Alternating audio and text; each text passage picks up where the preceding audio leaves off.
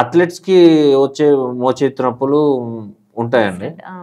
Tennis elbow ఇప్పుడు shuttle ఆడే వాళ్ళకి కానీ టెన్నిస్ ఆడే వాళ్ళకి కానీ ఈవెన్ క్రికెటర్స్కి కూడా టెన్నిస్ ఎల్బో ఫీల్ అవుతారు. ఆ టెన్నిస్ ఎల్బో అంటే ఏంటంటే లాటరల్ ఎపికాండైటిస్ అంటారు దాని కండిషన్. అంటే అదేంటంటే ఇప్పుడు ఇక్కడ ఈ ఎల్బో దగ్గర మీకు రప్చర్ అయిపోయి ఓవర్ యూజ్ వల్ల ఆ టెండాన్ అనేది రప్చర్ పార్షియల్గా కానీ ఫుల్గా దాని సివియారిటీని బట్టి టియర్ అవుతుంది. పార్షియల్ టియర్ అయినప్పుడు అక్కడ లోకల్లో స్వెల్లింగ్ వచ్చి ఆ మజిల్ అంతా పెయిన్ వస్తుంది అన్నట్టు.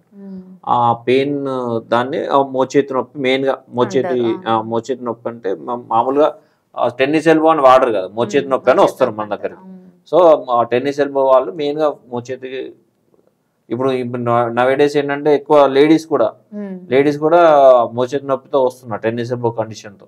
వాళ్ళు ఏంటంటే ఎక్కువ వంట చేయడం వల్ల దానివల్ల కూడా మోచేతి నొప్పి రావడానికి అది మోచేతి నొప్పి వస్తుంది. సో దానికి ఏంటంటే మోచేతి నొప్పి కూడా మనకి ఐఎఫ్టి కానీ అల్ట్రాసౌండ్ కానీ అప్లై చేసి దానికి కూడా కోర్స్ ఉంటుంది, టెన్నిస్ ఎల్బో కోర్స్ ఉంటుంది.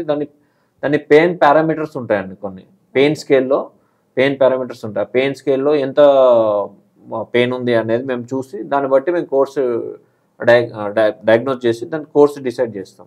దానికి ఏంటంటే ఒక 1 వీక్ నుంచి ఒక 20 days వరకు కూడా ఒక కోర్స్ ఉంటుంది సివియారిటీని బట్టి. 1 వీక్ అంటే దానికి టెన్నిస్ ఎల్బో బ్యాండ్ అని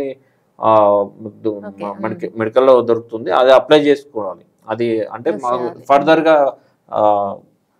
ఫర్దర్గా డిటోరేట్ కాకుండా అది అప్లై చేసుకొని ఇది ట్రీట్మెంట్ కంటిన్యూ చేసుకుంటూ కొన్ని మజిల్ స్ట్రెంథనింగ్ ఎక్సర్సైజ్ ఉంటాయి, అవి చేసుకుంటే మళ్ళీ రాకుండా తగ్గిపోతుంది.